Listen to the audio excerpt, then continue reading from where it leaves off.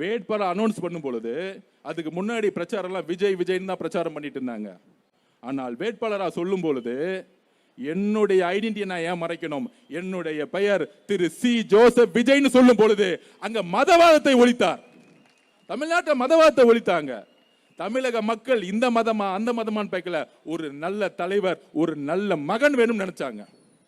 அதுக்கப்புறம் ஒட்டுமொத்த ஜாதியும் ஒழிச்சிட்டார். இந்த ஒவ்வொரு வேட்பாளரும் இந்த ஜாதியா அந்த ஜாதியா பார்க்கவே இல்லை. இது விஜய் அவர்கள் முதலமைச்சரா வரணும், என் பிள்ளைக்கு நான் ஓட்டு போறேன்னு சொல்லிட்டு ஜாதியை ஒழிச்சிட்டாங்க. அதுக்கு அடுத்த முக்கியமான ஒரு விஷயம் இருக்கு. 40 கோடி ரூபாய் செலவு பண்ண திமுகவையும் 25 கோடி ரூபாய் செலவு பண்ண அதிமுகவையும் தூக்கி எறிஞ்சு தமிழக வெற்றி கழகத்துடைய சாதாரண மகன்களையும் மகள்களையும் தத்தெடுத்தாங்க நம்மளுடைய பெண்கள்.